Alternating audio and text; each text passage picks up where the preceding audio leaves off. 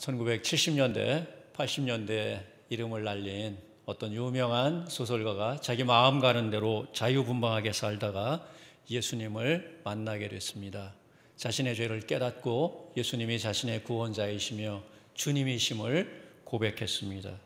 세례를 받고 자신의 과거의 잘못된 삶을 청산했습니다.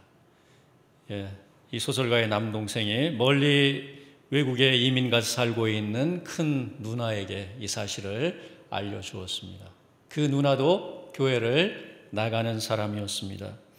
여러분, 소설가인 동생에게 전화를 해서 어떤 말을 했을까요? 어떻게 말을 했을까요? 아무개야, 적당히 믿어라. 너무 철저하게 믿지 말고 적당하게 믿어라. 여러분, 그 소설가가 누나의 전화를 받고 난 뒤에 자기의 마음을 자신의 책에 이렇게 적었습니다. 진리이신 주님을 이제야 알게 되었는데 어떻게 적당히 믿을 수 있겠습니까? 마실 술 실컷 마시고 실컷 놀고 실컷 즐기면서 적당히 주님을 믿을 수 있겠습니까? 그런 위선자가 되려면 차라리 가룟 유다처럼 주님을 배신하는 편이 낫겠습니다. 성도 여러분, 동생에게 적당히 믿으라고 조언을 한 이 누나는 어떤 부류의 교인인 것 같습니까? 아마 이 누나 자신이 신앙생활을 적당히 하는 교인일 것 같습니다. 신앙생활을 적당히 하는 사람들은 사실은 삼위일체 하나님을 제대로 알지 못합니다. 하나님을 알지 못하다 보니까 하나님을 예비하는 것보다 자기가 종교적인 위안을 받고 만족을 얻는 것을 더 중요하게 생각합니다. 하나님을 예비하는 것보다 자신의 복을 받고 병이 낫고 자신의 자식이 잘 되는 것을 더 중요하게 여기는 것입니다. 우리 동천교회 성도 여러분, 여러분들은 어떤 부류의 교인들입니까? 혹시 여러분 중에 적당하게 신앙생활하는 그런 분들은 계시지 않습니까?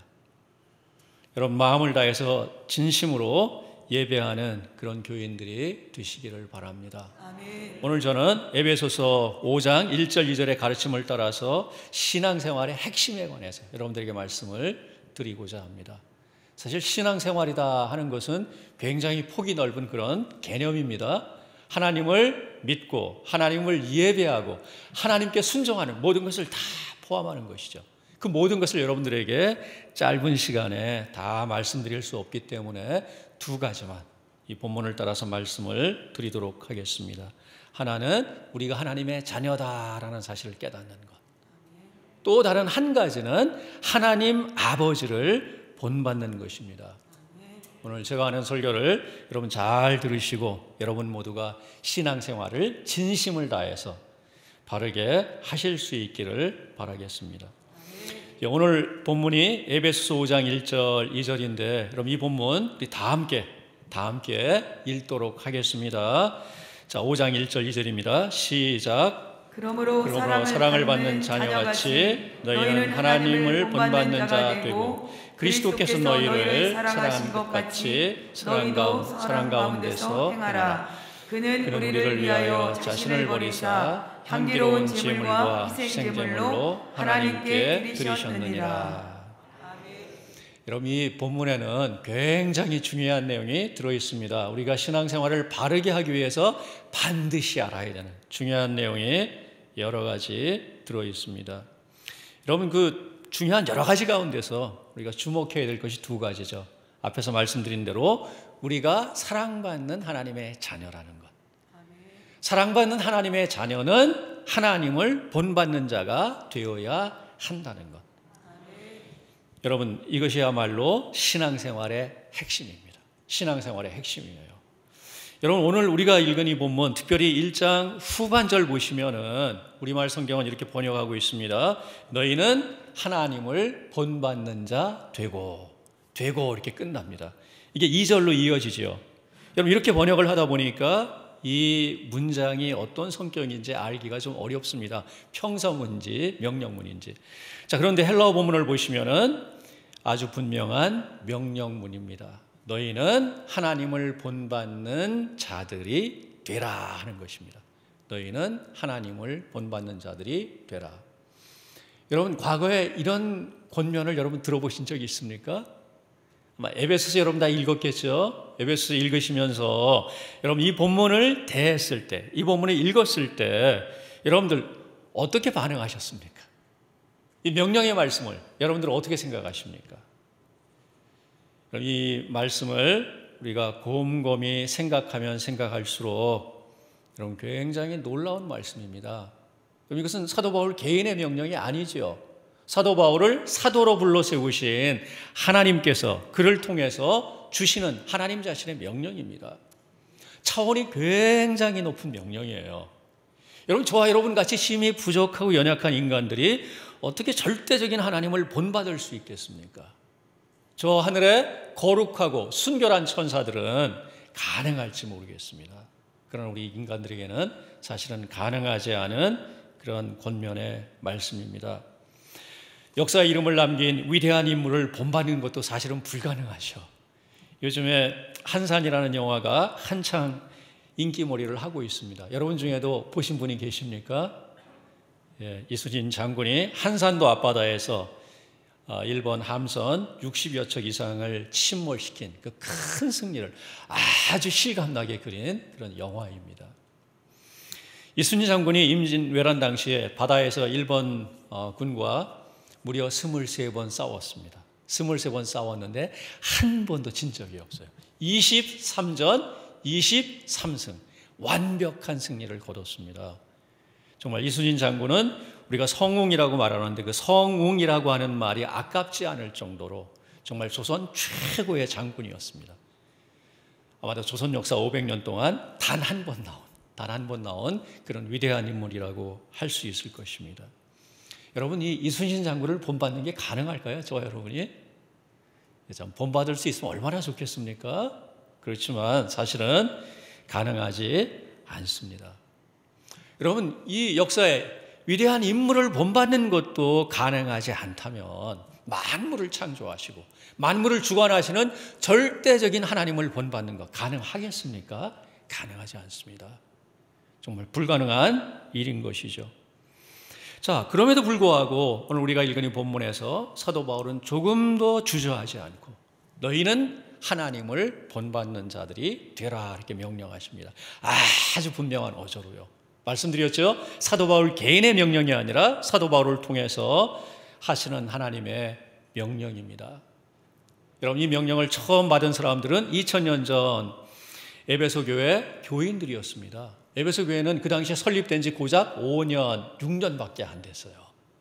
에베소 교회 안에는 이제 전도받고 예수님 믿은 지 1년도 안 된 그런 어린 신자들도 있었을 것입니다. 여러분, 그런데 이렇게 설립되지 얼마 안 된 교회 교인들에게 이렇게 엄청난 명령을 하시는 이유가 무엇일까요? 가능하지 않은, 우리가 생각하기에 정말 가능하지 않은 이런 엄청난 명령을 하시는 중요한 이유가 무엇일까요? 이유는 한 가지입니다. 에베소 교회 성도들이 하나님의 자녀들이기 때문입니다. 아멘. 여러분, 5장 1절 말씀 어떻게 시작합니까? 5장 1절 보시면은 그러므로 사랑을 받는 자녀같이 이렇게 시작합니다. 그러므로 사랑을 받는 자녀같이. 누가 사랑을 받습니까? 지금 에베소 교회 성도들입니다. 여기 자녀라고 하는 말이 나왔는데 누구의 자녀이겠습니까? 에베소 교회 성도들이 하나님의 자녀다. 하나님의 자녀다. 하나님의 자녀되 하나님의 사랑을 받는 자녀다라고 하는 것입니다.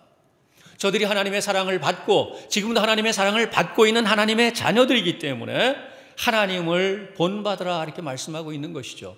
하나님은 아버지이십니다. 하나님은 아버지이기 때문에 그 아버지의 자녀가 된 에베소 교회 성도들이 하나님을 본받는 것은 너무너무 당연한 것입니다. 여러분, 우리 육신의 자녀도 부모를 닮게 돼 있죠. 부모 양쪽을 닮든가 아버지나 엄마 한쪽을 닮든가 닮게 돼 있습니다. 모습도 닮습니다. 성격도 닮습니다. 제가 잘 아는 목사님 중에 키가 작은 분이 계십니다. 키가 너무 작아요. 너무 작다 보니까 결혼할 때 애를 아주 많이 먹었습니다.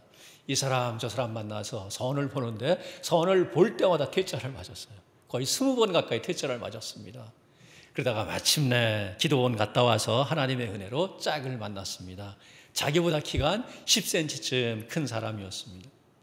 결혼해서 아들을 낳았습니다. 어릴 때부터 아들의 키가 쑥쑥 자라는 거예요. 아들 볼 때마다 너무너무 흐뭇했습니다. 사람들에게 자랑스럽게 말했습니다. 내가 결혼을 잘해서 품종 개량에 성공했습니다. 그럼 지금은 어떤지 아십니까? 아들이 대학을 졸업한 지 오래됐습니다. 대학 졸업하고 직장 생활하는데 키가 아버지와 별로 차이가 없어요. 여러분, 육신의 자식이 부모를 닮는 것은 너무너무 당연합니다. 자, 그렇다면 영적인 자녀, 하나님의 자녀가 된 사람들이 하나님 아버지를 본받는 것 또한 당연하지 않겠습니까? 여러분, 하나님 아버지를 본받는 것은 선택이 아니라 필수예요. 하나님 아버지의 자녀가 된 사람은 반드시 하나님 아버지를 본받는다. 하나님 아버지를 닮아야 한다는 것입니다. 그래서 오늘 본문에서 사도 바울은 하나님의 사랑받는 자녀가 된 에베소 교회 성도들에게 너희는 하나님을 본받는 자가 되라 이렇게 명령하고 있는 것이죠. 여러분, 2000년 전만이 아닙니다. 지금도 마찬가지예요. 지금도 하나님의 자녀가 된 자들은 당연히 하나님 아버지를 본받아야 하겠죠. 자, 자신이 하나님의 자녀라고 말하면서도 하나님 아버지를 본받을 생각이 별로 없어요. 하나님 아버지를 본받지 않습니다. 여러분, 그런 사람을 어떻게 하나님의 자녀라고 할 수 있겠습니까? 바로 이 시점에서 우리가 우리 자신에게 질문을 좀 던져봐야 됩니다. 어떤 질문을 던져봐야 될까요? 내가 하나님의 사랑을 받는 하나님의 자녀인가 하는 질문입니다. 여러분, 만일 저와 여러분이 하나님의 자녀가 아니라면 사실은 이 명령을 받을 자격도 없습니다. 만일 저와 여러분이 하나님의 자녀가 아니라면 사실은 하나님 아버지를 본받을 수도 없어요. 여러분, 하나님의 자녀들이 맞습니까? 어떻게 하나님의 자녀들이 되셨습니까? 어떤 분들은 교회에 나오면 다 하나님의 자녀인 줄로 착각하는 분들이 있습니다. 어떤 분들은 하나님께서 우리 인간을 하나님의 형상대로 지어주셨으니 우리는 다 하나님의 자녀다, 그렇게 생각하는 분들이 있습니다. 여러분 중에 여러분 끄떡이는 분들 계시네요. 여러분 중에도 그렇게 생각하는 분들 계십니까?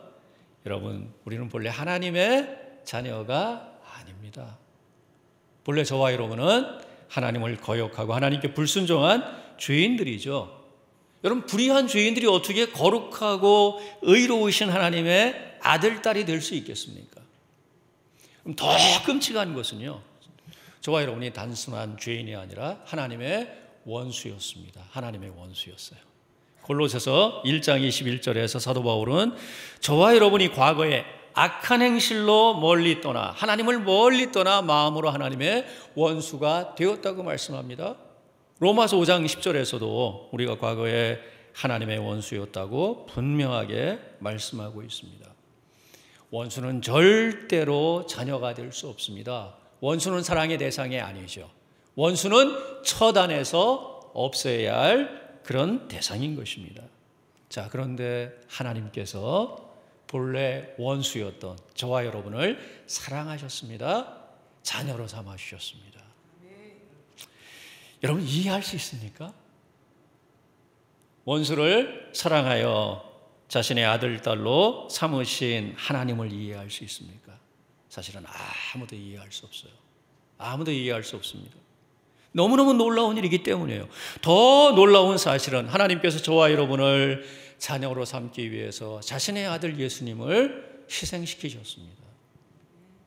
여러분, 세상에 어떤 부모가 자기 원수를 자식으로 삼기 위해서 자기 친자식을 희생시키겠습니까?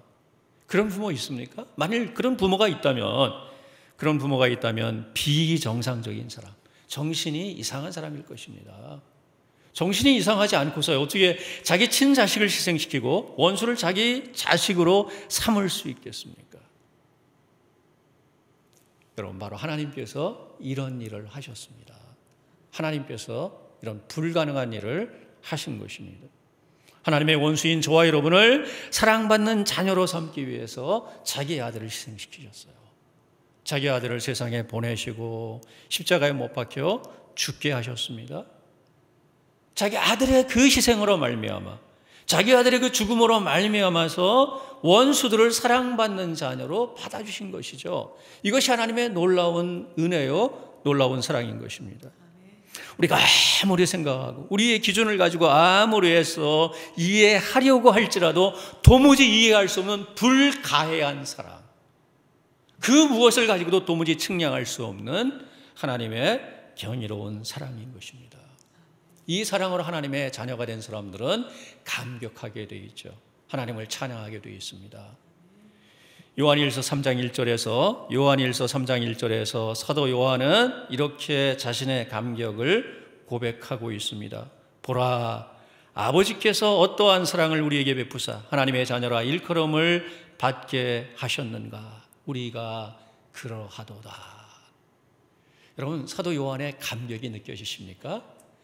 아버지께서 어떠한 사랑을 우리에게 베푸사 우리를 하나님의 자녀라 이렇게 일컬어 주셨는가, 불러 주셨는가. 사도 요한의 그 말할 수 없는 감격, 하나님의 경이로운 사랑을 받은 자로서 말할 수 없는 감격이 이 고백에 담겨 있는 것입니다. 느낌표를 3개, 4개를 붙여도 모자랄 정도로 사도 요한은 하나님의 경이로운 사랑에 감격하고 있는 것이죠. 여러분, 사도 요한만 그렇습니까? 아니죠. 하나님의 그 놀라운 사랑, 도무지 우리가 다 이해할 수 없는 불가해한 사랑, 경이로운 사랑을 받고 하나님의 자녀가 된 자들은 여러분 이렇게 감격하게 되어 있습니다. 하나님의 사랑을 아는 자들은 하나님을 찬양할 수밖에 없고 하나님의 사랑에 붙들려서 저도 하나님 사랑합니다, 저 같은 것을 하나님 자녀로 삼아주시다니요.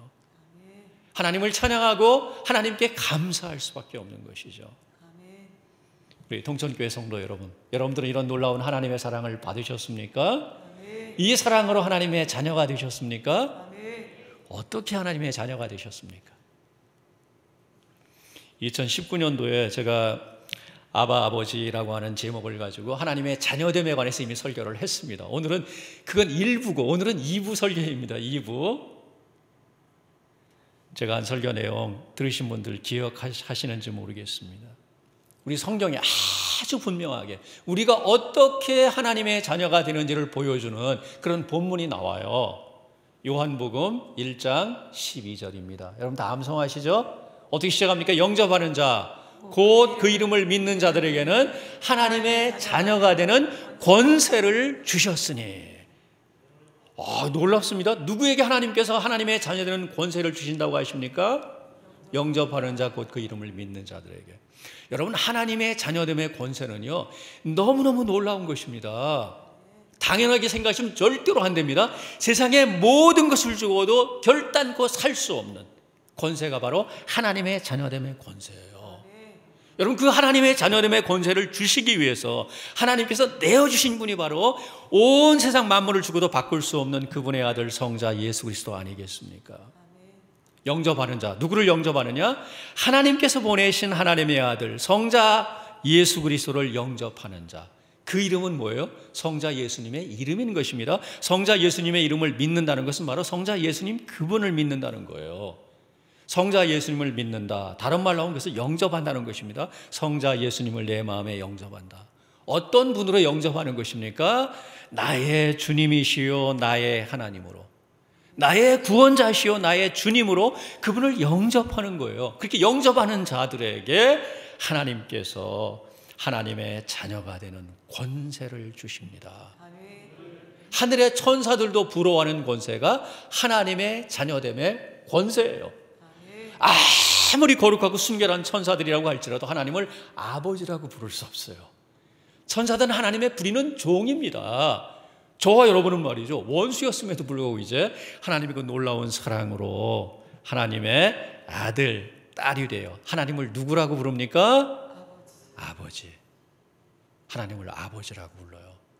하나님을 아버지라고 부르는 이 특권이 얼마나 크고 놀라운지 모릅니다.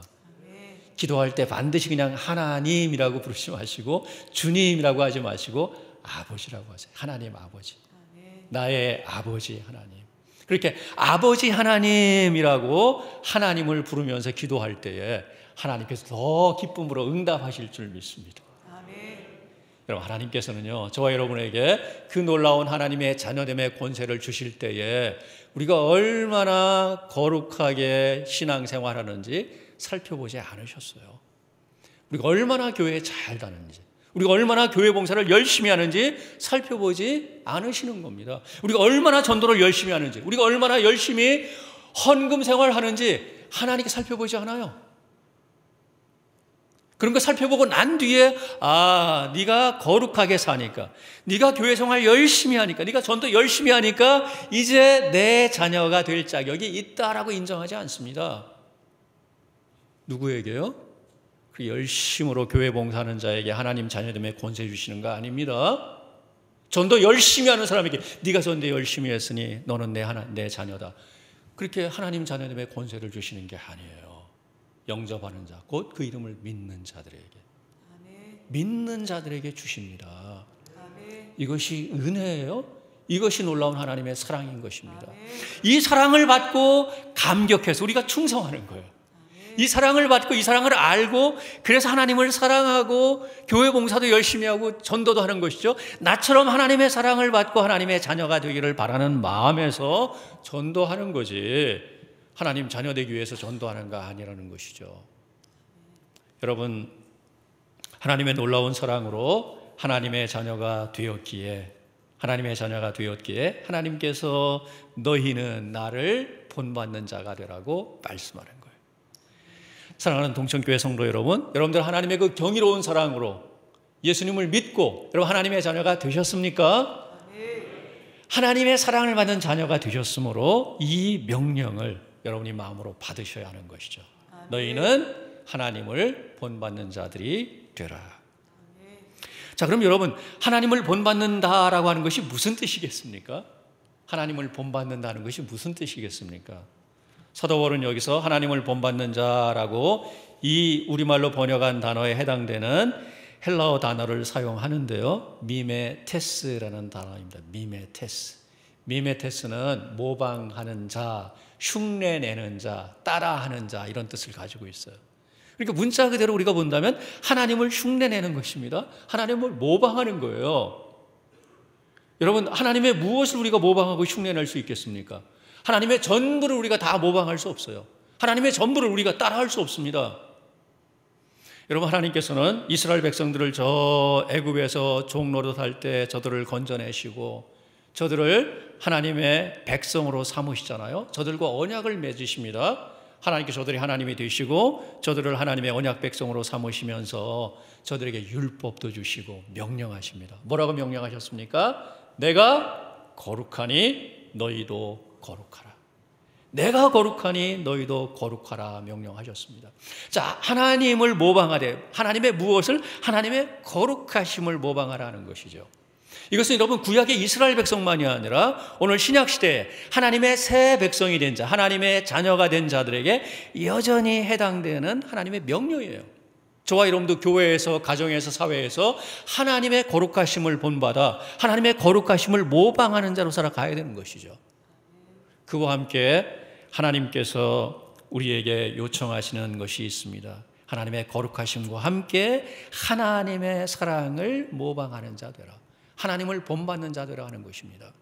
그래서 오늘 이 본문에 너희는 하나님을 본받는 자가 되라라고 말씀하실 때 특별히 하나님의 무엇입니까? 하나님의 사랑을 본받는 자 되라고 하시는 거예요. 그럼 어떻게 우리가 확인할 수 있습니까? 5장 2절입니다. 5장 2절. 여러분 다 함께 5장 2절 읽도록 하겠습니다. 시작. 그리스도께서 너희를 사랑하신 것 같이 너희도 사랑 가운데서 행하라. 그는 우리를 위하여 자신을 버리사 향기로운 제물과 희생 제물로 하나님께 드리셨느니라. 아멘.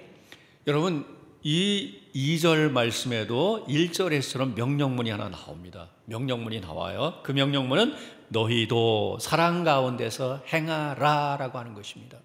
이 명령문은 1절에 나오는 하나님을 본받는 자가 되라 하는 것과 평행을 이루는 거예요.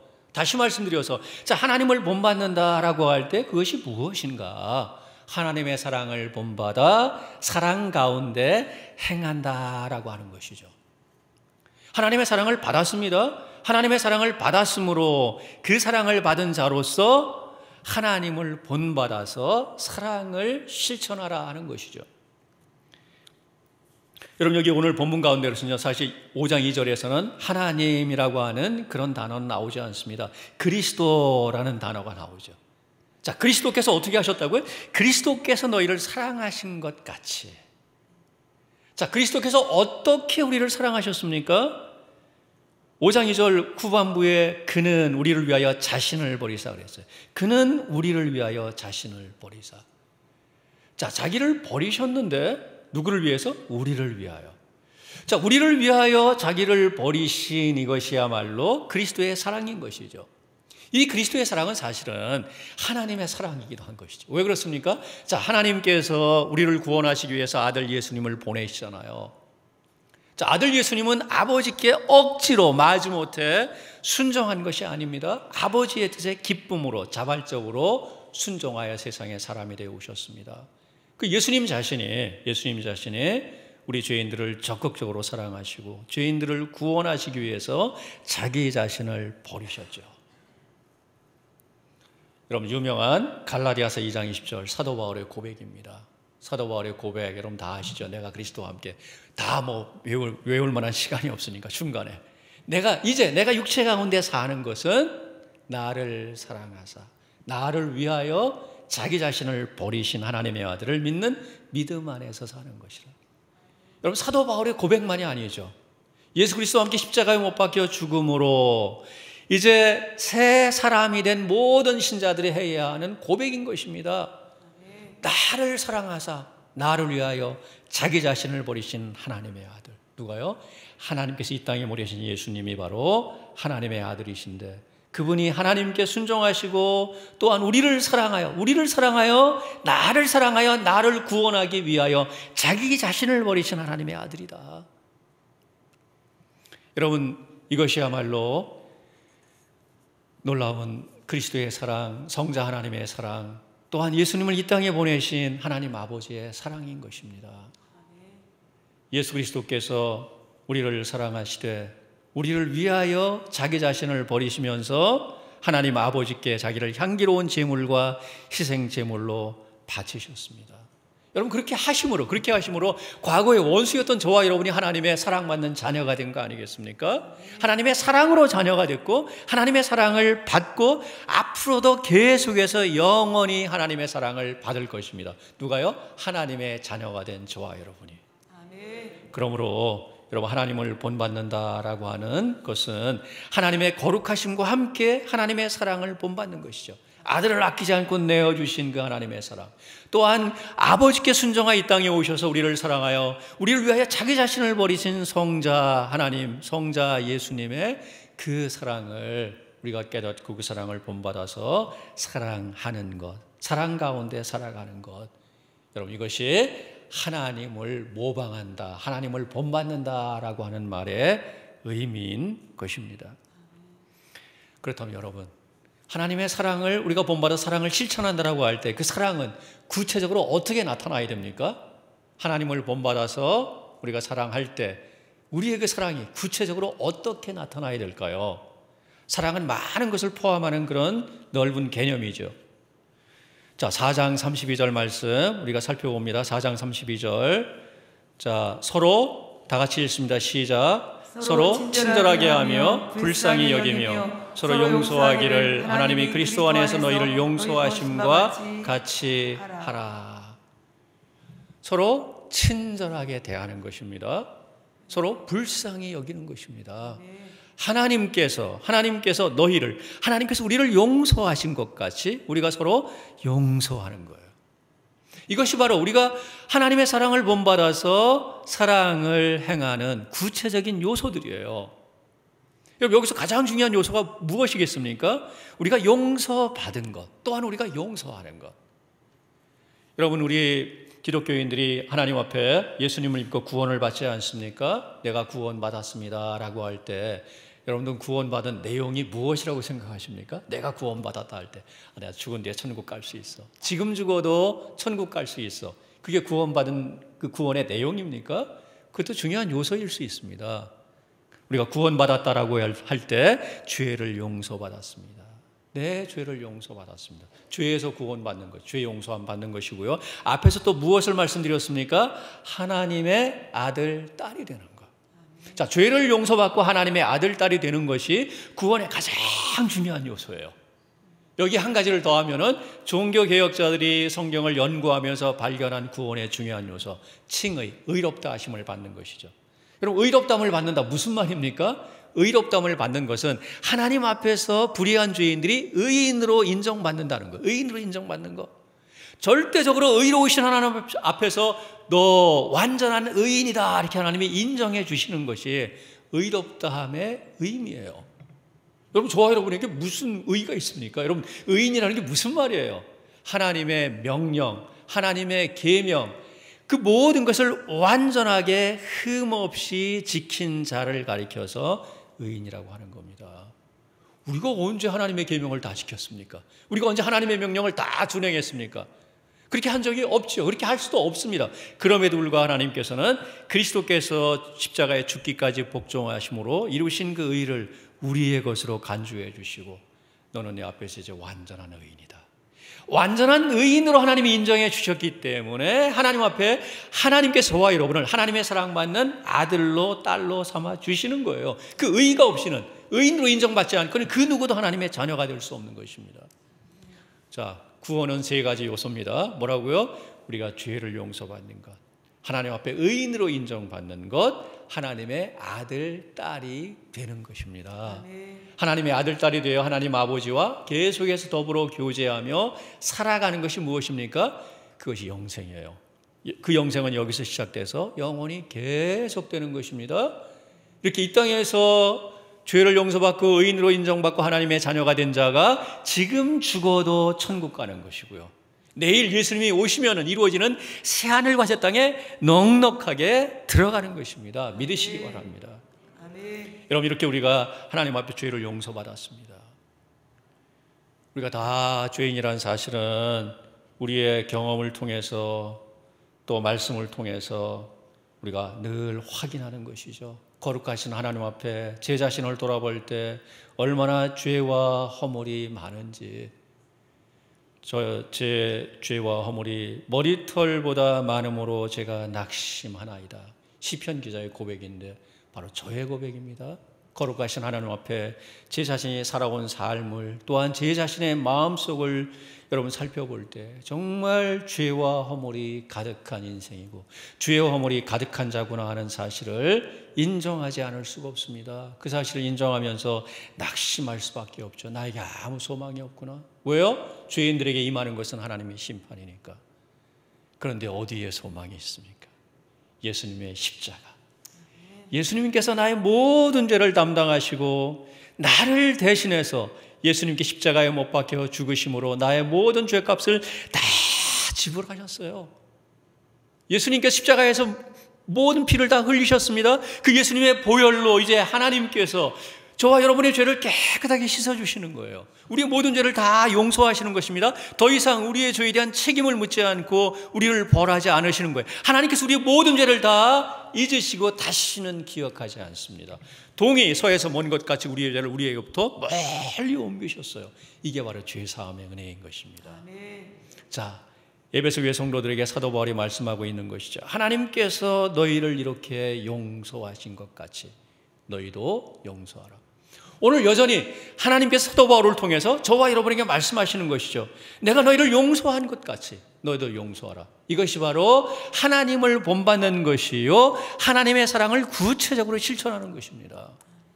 우리가 교회 생활하다 보면 마음에 상처받는 일이 종종 있습니다. 내가 또 다른 사람들 마음에 상처를 입히기도 합니다. 다른 사람들에게 상처 입히는 게 사실은 죄를 범하는 것이죠. 죄를 짓는 것입니다. 다른 사람들에게 손해를 끼치기도 합니다. 여러분, 서로 상처 입히고 상처받다 보면 갈등이 생기고 다툼이 생기고 싸움이 생기지 않습니까? 교회 안에 사랑이 사라지는 것이죠. 그때마다 우리가 하나님께서 나를 얼마나 사랑하셨는지, 내가 얼마나 하나님 앞에 큰 죄인인데 하나님께서 얼마나 놀라운 사랑으로 내 죄를 용서해 주셨는지를 우리가 기억해야 하는 것이죠. 하나님께서 나 같은 것을 이렇게 용서하셨다면 내가 저 집사님, 저 교인 용서하는 거 마땅히 해야 하는 것 아닌가? 용서하고 여러분 서로 화해할 때 거기에 사랑이 회복되는 것이죠. 여러분 이것이 바로 구체적으로 하나님의 사랑을 본받는 것입니다. 여러분 그렇게 남들을 용서하기 위해서 어떻게 해야 됩니까? 다른 사람들을 친절하게 대하고 불쌍히 여겨야 돼요. 아니 저 사람 나보다 돈이 더 많은데, 저 사람 나보다 사회적인 지위가 더 높은데, 그럼에도 불구하고 불쌍히 여기셔야 됩니다. 왜? 하나님 앞에서는 똑같습니다. 세상에서 아무리 성공하고 돈이 많고 사회적인 지위가 높다고 하더라도 하나님 앞에서는 피조물이에요. 연약한 피조물이요, 하나님 앞에서는 여전히 죄인인 것입니다. 하나님께서 여러분을 불쌍히 여기지 않으셨습니까? 불쌍히 여기시고 오래 참으셨잖아요. 그러니까 바로 우리가 다른 교인들을 불쌍히 여기는 것이 하나님을 본받는 것이요, 하나님의 사랑을 행하는 것이죠. 다른 사람들을 친절하게 대하는 것. 여러분 하나님께서 우리를 친절하게 대하셨습니다. 그러므로 우리가 다른 교인들을 친절하게 대하는 것, 이것이 바로 하나님을 본받는 것이고 구체적으로 하나님의 사랑을 실천하는 것이라고 말을 할 수가 있습니다. 사랑하는 성도 여러분, 여러분들 하나님의 사랑, 하나님의 그 죄 사함을 경험하셨습니까? 죄 사함을 경험하셨습니까? 하나님께서 여러분들의 모든 죄를 다 용서하셨습니까? 다 용서하셨습니다. 여러분 이 놀라운 하나님의 용서하심을 경험했다면 여러분들 이제 용서해야 하는 것입니다. 다른 사람들을 불쌍히 여기고 친절히 대하고 용서하시면서 하나님의 그 사랑을 실천해야 하는 것이죠. 여러분 오늘 우리 한국교회는 참 세상으로부터 많은 비판을 듣고 있습니다. 손가락질도 당하고 있습니다. 교회가 교회답지 못해서 그렇죠. 물론 세상 사람들이 부당하게 교회를 비판하는 일들도 참 많습니다. 그러나 그런 사람들을 탓하기 전에 우리 자신을 돌아보아야 하는 것이죠. 우리 교회를 돌아보아야 합니다.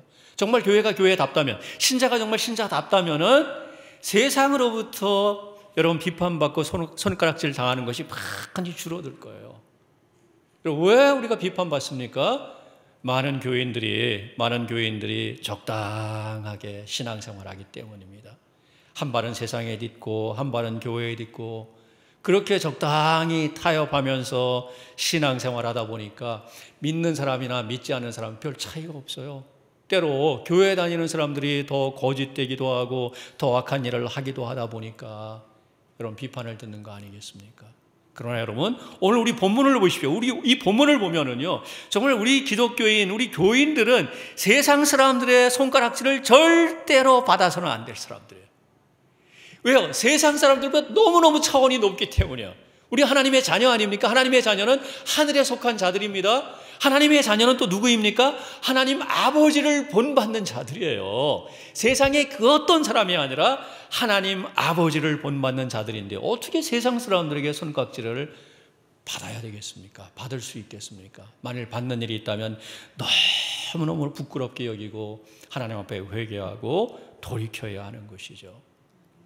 여러분 한국교회 많은 교인들이 적당히 신앙생활하고 정말 하나님을 예배하고 하나님을 본받는 것보다는 내가 잘 되는 것, 예수님 믿고 내 팔자 고치고 내가 잘 되는, 여기에 훨씬 더 많은 관심을 가지고 그렇게 교회 생활하다 보니까 손가락질 당하고 비판받는 것입니다.